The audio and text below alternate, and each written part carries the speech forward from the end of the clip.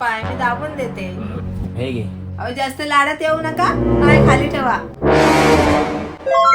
अहो आई गेली आज बाहेर, माझं एक काम करता काय?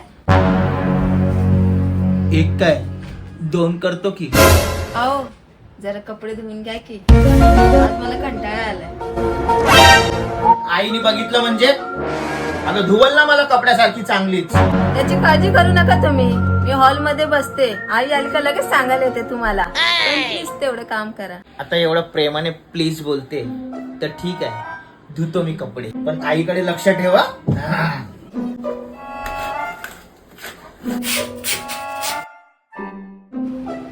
काय मामी कसे? अरे सुजल आलास तू, ये आत. काय